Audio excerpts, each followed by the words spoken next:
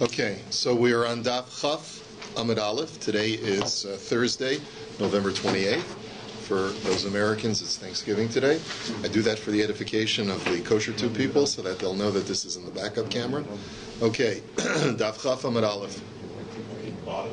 Yesterday, we were learning about I'm sorry, what was that? Yes, we're in the bottom of Yud. I'm just going to explain where we are. Yesterday, we were learning about the sinfulness of the people of Nahar Da'ah, that even on Yom Kippur, there were terrible sins that were being performed the night of Yom Kippur with Jewish girls. And the reason is because originally they had started off with noble intentions of emulating what was done in Yerushalayim during the times of the Second Temple, where people would stay up all night, make noise so that the Kohen Gadol would not feel alone, staying up all night, and yet this deteriorated in Nahar Da'ah to become sort of like a party type of atmosphere, and terrible things ensued. And so Rabbi Yehuda, the brother of Rav Salah Chasida, was visited by Eliyahu. And Eliyahu told him, you know, the reason why Mashiach hasn't come yet is because of what's going on this very night of Yom Kippur. And he told him what's happening. So we're up to the bottom line on Yud Tes Amud Beis. Omar Lei HaKadosh Baruch Hu Mai Omar. So he said to him, well, what does the Almighty have to say about that? So Omar Lei LePesach Hatos Rovetz, which is a pasuk that is in the context of Cain's sin from killing Hevel. It says that sin crouches at the door. And the way Rashi explains that is that God is lamenting over the human condition, but at the same time providing an excuse for bad human behavior. Is that the human being is comprised of a Yetzer Hara. Sin is always crouching at the door, and therefore, what do you expect of a human being? Nebuch, he falls many times because he's overcome by his Yetzer Hara. And now the Gemara says, V'satan mai Omar. So what does the Satan, the prosecuting angel, say? So Omar lei Satan b'yom ha'Kippuri lesle reshusa li'istune. The Satan on Yom Kippur is not given any dominion whatsoever. He has no permission to prosecute or indict Klal Yisrael. And the reason is, why? Mimai, how do you see this? Amar Rami Bar Chama hasatan b'gematria tlos meya v'shisin ve'arba havi. The word hasatan in gematria is 364. And tlos meya v'shisin ve'arba yomi isle reshusa listune b'yom ha'Kippuri lesle reshusa listune. That alludes to the fact that there are only 364 days that the Satan can prosecute against the human beings. But the one day out of the year, which is Yom Kippur, he does not have permission. It's interesting They use the solar counting of the year instead of the lunar counting. Yes, that happens many times when Chazal discuss the year. They do use the solar year. When they talk about months, they use the lunar month. So it's interesting. Another thing that's interesting is that this is part of course, the theology of the Seir LaAzazel, that we send the goat to Azazel because this is a representation of the fact that the Satan has no dominion over us on this day. Okay, more to discuss, but we're going to go on to the next Mishnah. Mishnah says, B'chol yom tormenes hamizbeach b'kriyas hagever osomach lo bein lefanav bein la'acharav. So the Mishnah first tells us that what would happen on a daily basis other than Yom Kippur is that the protocol of Trumas Hadeshen was done around the time of the dawn hour, which is at what's called the Kriyas HaGever, the call of the Gever. Now what the Gever is going to be the subject of a debate, whether it's a human caller or it's a rooster, but we'll get to that later. But at the time of dawn, that's usually a little bit before or a little bit after that, or approximately at that time. That's on a daily basis when the Trumas Hadeshen was normally performed. Trumas Hadeshen is you take a scoop of ash from the Mizbeach and place it on the ground that's next to the Kevesh, that's next to the ramp that's going up to the altar. This was the first protocol of the day. And it didn't necessarily have to be done in the daytime hours. As we'll see, it could have been done already before dawn. So, Uviyom HaKippurim mechatzos. On Yom Kippur, they did it earlier. They did it already at midnight of the night before. And we'll see why momentarily. Uviragolim me'ashmores harishona. During the Shalosh Regalim, when there was a tremendous abundance of karbanos, they pushed it all the way back to the first, I guess, to the end of the first third of the night. If you divide the night into 3 shifts, 3 equal parts, sometime towards the end of the first part of the night, maybe like around 10 o'clock, 10 p.m., that's when they would do the Trumas Hadeshen. So they would make it really early. And the reason why they did this, the Mishnah is illustrating why the rabbis felt it was important to precede the Trumas Hadeshen so early, and that was because there was a tremendous amount of traffic during the day, and as we'll see, there was a tremendous amount of karbanos being brought. And the Trumas Hadeshen was not just taking a scoop of ash, but it was also cleaning the altar from the old ash. When you had hundreds or perhaps even thousands of karbanos brought per day, then there were probably hundreds of pounds of ash that had to be cleared off and piled properly, and that took time. And so that's why they did the Trumas Hadeshen ceremony much earlier, so that by the time they finished moving and heaving and piling all of the ash, there would be still plenty of time to begin karbanos first thing in the morning. So now the Gemara says as follows: Tanan Hasa. We have a Mishnah in Maseches Vachim that states as follows: Eivorim shepaku me'al gabi hamizbeach kodem chatzos yachzir u'mo'alin bahen. La'achar chatzos lo yachzir ve'ein mo'alin bahen. There's a halacha that the Mishnah states as follows. We know that the animal parts of a korban are supposed to remain burning all night. And if an animal part, just like when you make popcorn, sometimes something that has moisture in it explodes and it flies up in the air. So too, when you would be burning animal parts, organs, limbs and so forth on the altar, sometimes the moisture would cause it to explode, and you could have a piece of fat or a piece of whatever fly off the altar. So what are you supposed to do with that? So it depends. If it's before Chatzos Halayla, you have to return it to the altar and let it continue burning. And furthermore, since the mitzvah has not been completed with this object, if you get personal benefit from it, you're subject to the violation called me'ila, using sacrificial items for personal use. But if it's after Chatzos, so then we consider the mitzvah has already been completed, even if the limb has not been completely combusted, and since the mitzvah is already done, you're no longer subject to me'ila. There's no longer a me'ila issue at all. So now the Gemara says, Minahani mili. Where do we know this from? Amar Rav, Kasav Echad Omer Kol Halayla V'Hiktir, the Kasav Echad Omer Kol Halayla V'Hirim. So the Gemara is really manipulating the psukim, because there's 2 psukim, one after the other. The first pasuk says, Zos Torasa Ola, this shall be the law of the Ola, which is supposed to be burning on the Mizbeach all night until morning, and you're supposed to ignite the sacrifice and cause it to burn. There's another pasuk that comes right after it that says, that talks about the mitzvah of Trumas Hadeshen. And there it says that you're supposed to lift off the ash off of the Mizbeach. So the Gemara understands that the words Kol Halayla that are written in the previous pasuk are going on both actions. One is the action of burning the korban, and the other one is the action of lifting off the ash off of the korban. And it seems, therefore, to be a contradiction. One pasuk seems to be saying that the entire night you have to allow the korban to continue burning, and another pasuk says that sometime during Kol Halayla you're allowed to lift it off the Mizbeach. So Ketzad, how do you reconcile it? Chalkehu chetzio la'aktara v'chetzio la'arama. You split the night in half. Half of the night is kosher for burning and only burning. The other half of the night is kosher for lifting it off the Mizbeach. And therefore that teaches you that if the animal part flies off the Mizbeach, so then if it's before the Chatzos, it's supposed to continue burning, you have to return it. And if it's after Chatzos, you're allowed to let it stay off the Mizbeach because the mitzvah has been completed. So Masiv Rav Kahana, B'chol yom torminis hamizbech b'kriyas hagever o b'samuch lo bein bilafanav bein mila'acharav. So Rav Kahana is bringing a challenge to that halacha based on our Mishnah. Our Mishnah had said that on a regular day you're supposed to do the Trumas Hadeshen sometime around dawn at the time of the call of the Gever. Uviyom HaKippurim Mechatzos, on Yom Kippur you do it at midnight. Uviragolim me'ashmaras harishona. And during the shalosh regalim, you're supposed to do it in the first third of the night. And this is really the point of the shalosh regalim, is where we're going to be challenging this halacha of zvachim.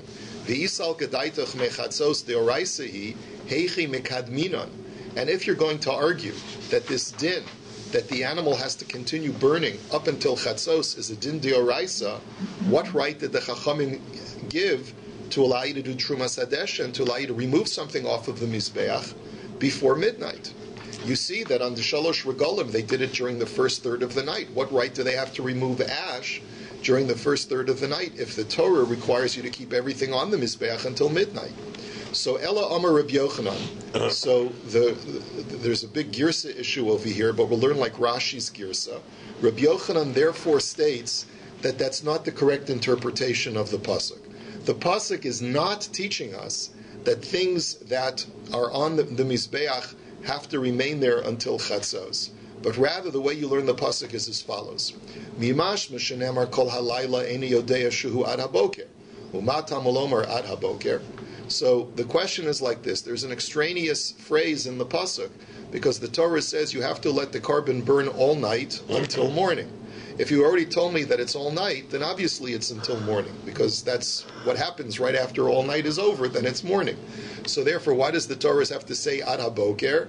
Answer is, tein boker lebikro or lebakro shalayla. That what it's telling you is that there's an additional morning to the morning.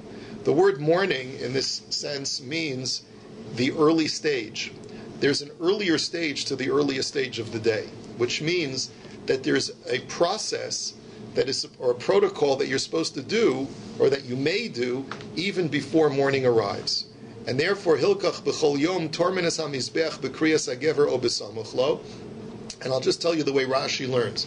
Rashi says that really, midioraisa, the only time that you have an obligation to return an animal part to the mizbeach is only when it has not been carbonized and combusted into ash.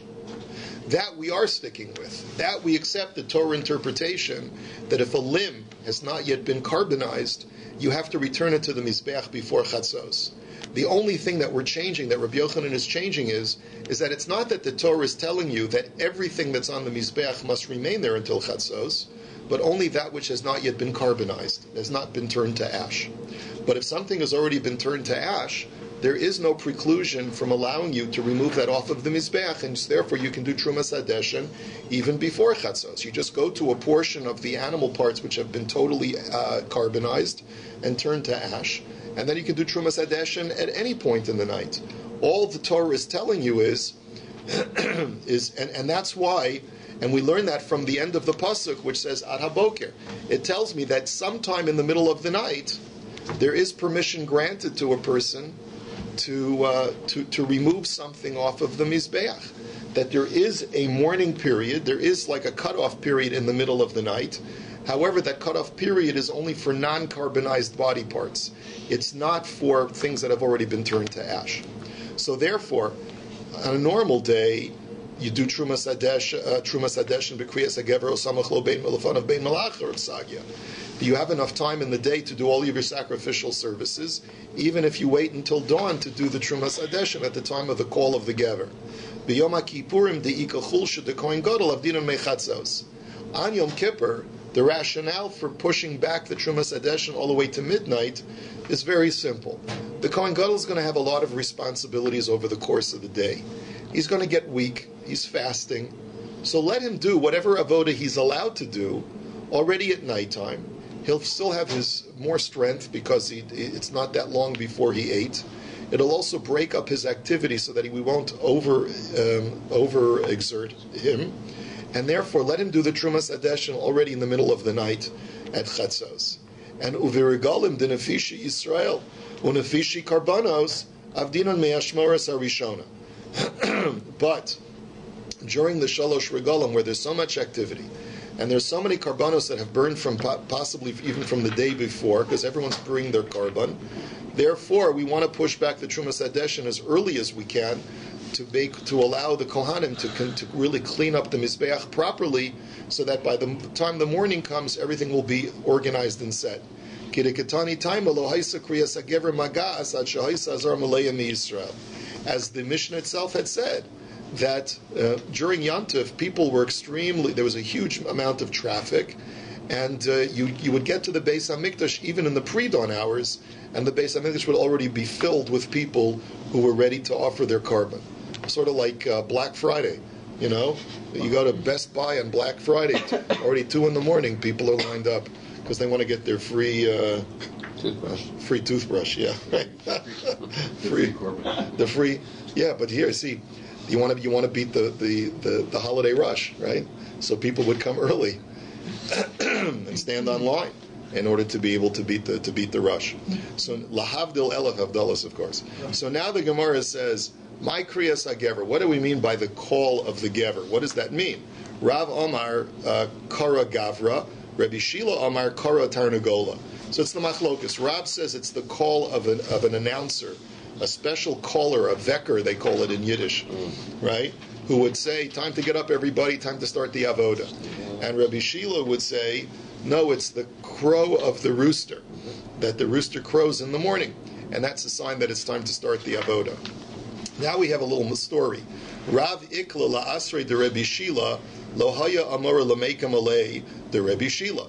Now Rav once was traveling incognito, and he travels to the land where Rabbi Shila lives. No one knows that he's there.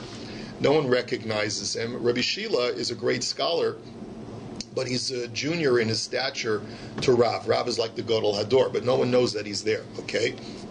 It was the custom for the person giving the shiur that day to appoint someone called an Amora. The Amora would be the one who would translate the words of the teacher from Hebrew into Aramaic, so that the Hamon, that the Amcha, the regular people who weren't necessarily well versed in Hebrew and only spoke Aramaic, or let's say English by analogy, they would be able to understand the shiur. So therefore, there was no one that day who was available to translate the shiur that Rabbi Shila was giving. So come Rav Olei v'kom afaresh, my kriyas hagever kara gavra. So they were looking for a volunteer to be the Amora. Rav gets up and he says, "All right, I'll do it."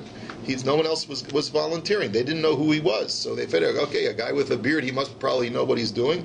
So they come up and he starts translating, and Rabbi Shila is repeating over the Mishnah, and he says that with the call of the gever, and then Rav translates it as with the announcement of the announcer, or the veker, okay? So Amar le Rabbi Shila, v'le mamar kara tarnagola.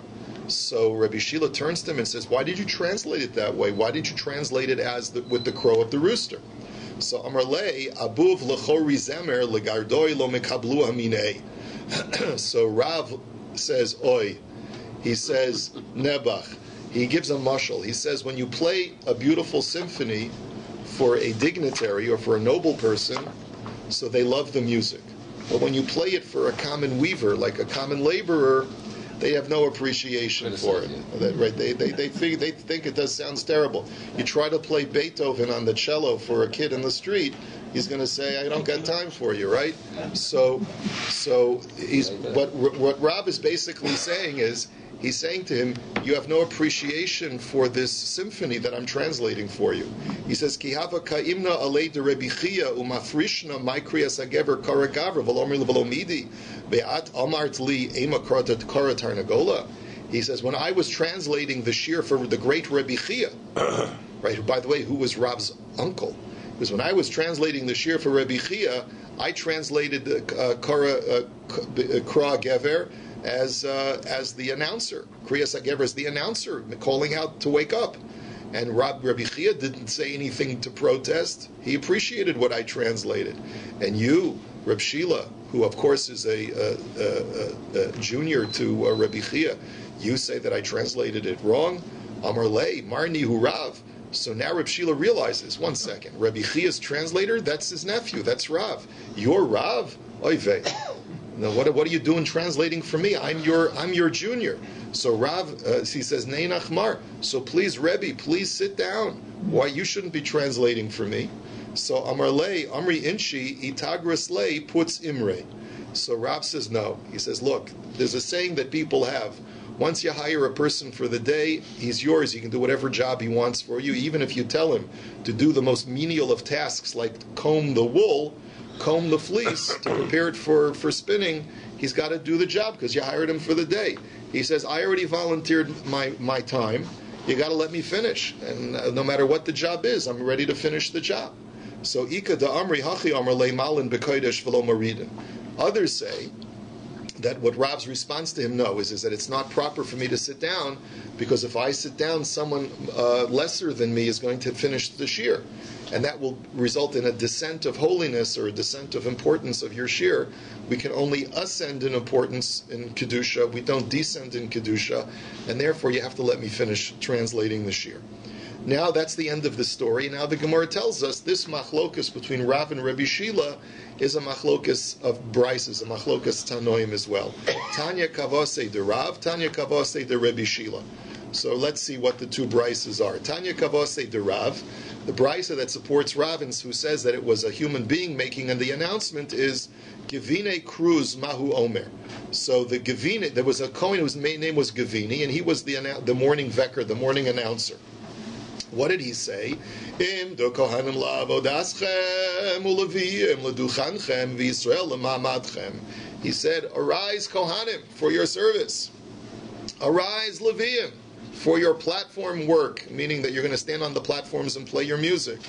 Arise, O Israelites, who have come to the temple to represent the Jewish people, to watch over the korbanos. V'hayakolo nishma b'shalosh parsos, and his voice reverberated and traveled for 3 parses in all directions. There's another Gemara that says that it traveled for 10 parses. The Tosas Yishonim says that there's a machlokas how far it traveled. Ma'isa be'agripa samelech shahayabah b'derach v'shama kolo b'gimel parsos u'cheshbol beis u'shigir lo matanos.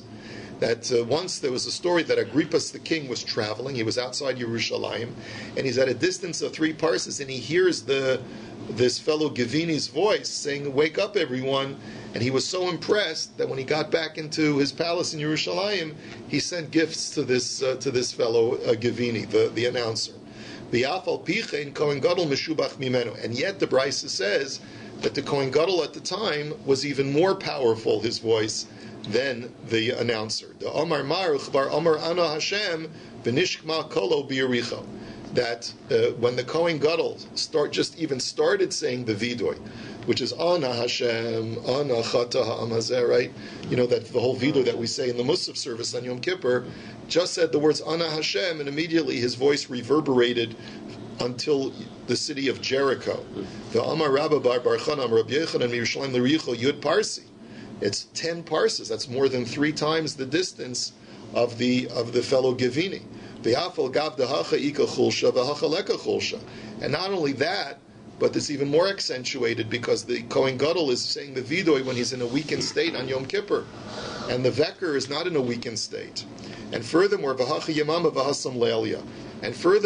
sound travels better at night.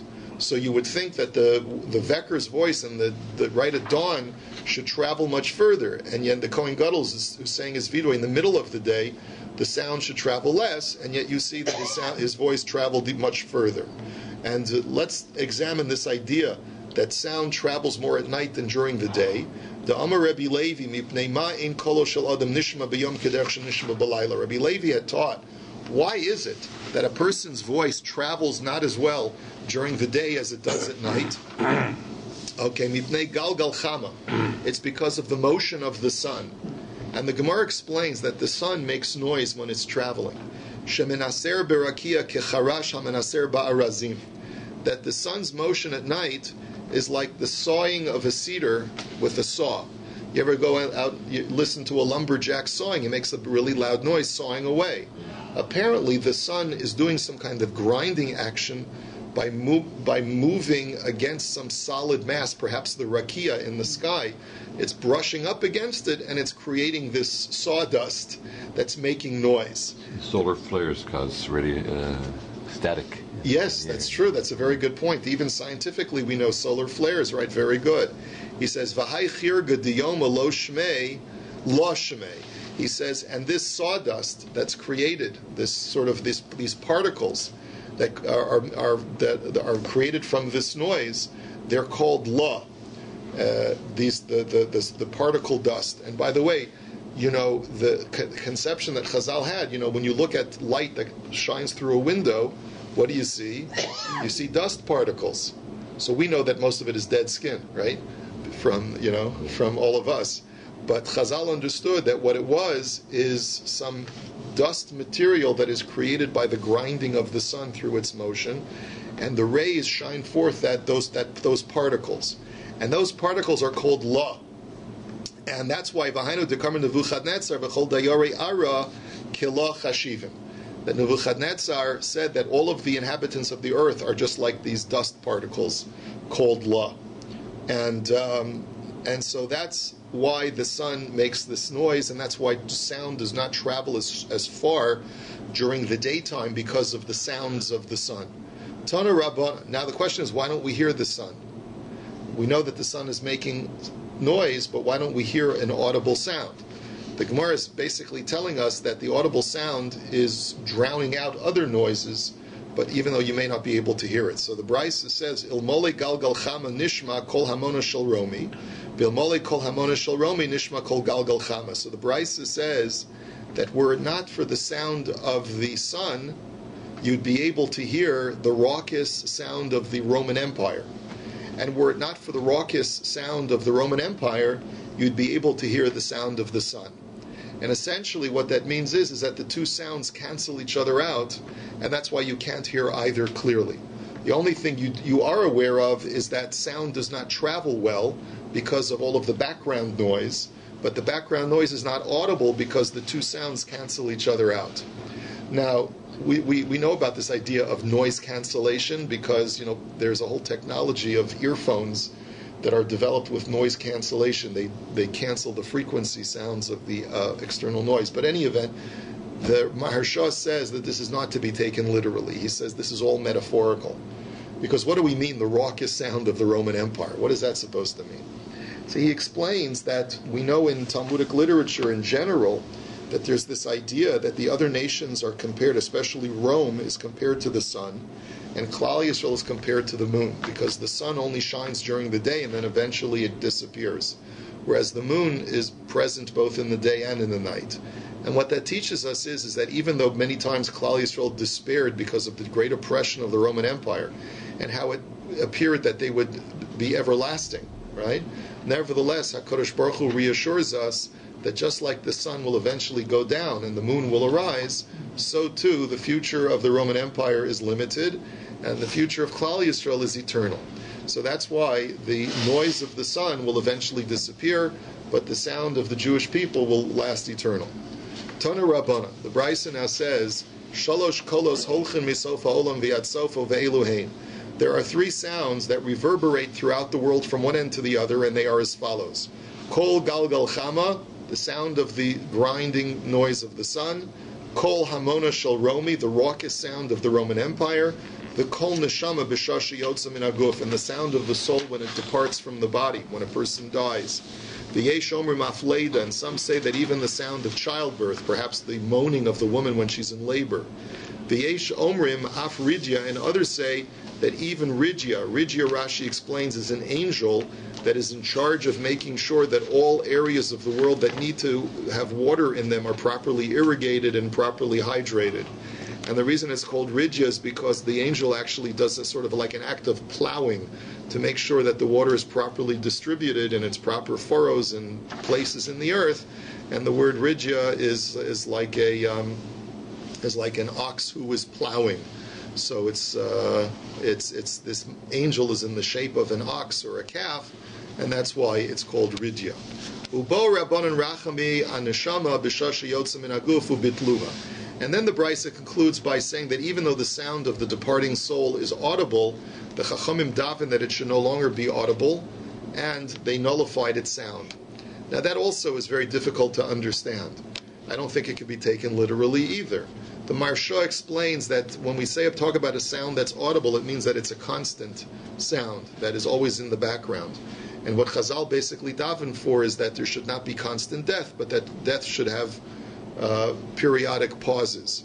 That's one way of understanding it. But it could also mean that the sound of death is always looming over an individual. And if a person is constantly thinking about death, it can paralyze the individual into not being able to move forward because he's despairing over the over the pointlessness of, this sense of nihilism, this pointlessness of life. What's the point if we're all going to die? And so perhaps that's what Chazal did, is that they nullified the awareness of death so that people could continue living and rejoice and have productive lives. Anyway, we'll just conclude with this. Tanya Kavase, the Rebbe Shila. So up until now, we brought this very lengthy brisa to demonstrate that there's one brisa that holds that the Kriyas HaGever, that the call of the Gever means the call of a person who's making a very loud noise to wake everybody up. But then we have Tanya Kavase, the Rebbe Shila. Now we have a brisa that supports Rebbe Shila that Kriyas HaGever means the crow of the rooster, because it says Hayodse L'derech Kodem Kriyas HaGever Damo Barosha, that if a person goes on his path, in other words, he departs from his home before the call of the rooster, then he's putting his life in his hands because the shadim are still abounding outside. Rabbi Yoshia Omer Ad Sheyishaneh V'yesh Omrim Ad Sheyishalesh. Rabbi Yoshia says you have to wait for the rooster to crow twice before you leave your house, in order for it to be safe. And some say you have to wait for it to crow 3 times. Uve'ez Tarnagol Amru. And what kind of rooster were they talking about? They said you have to wait till the rooster crows. So Amru B'Tarnagol Beinani. We're talking about an average rooster. What we mean by an average rooster is not a rooster that is premature in his crowing, and not a rooster who's late waking up in his crowing, but your average rooster. Some roosters are very precocious and some roosters are very lazy. So you want to take a rooster who's neither precocious or lazy. He's the average rooster. Will wait for his crow, and then you can go his cock-a-doodle-doo, and then you can go outside on your trip. And with this, we'll hold it.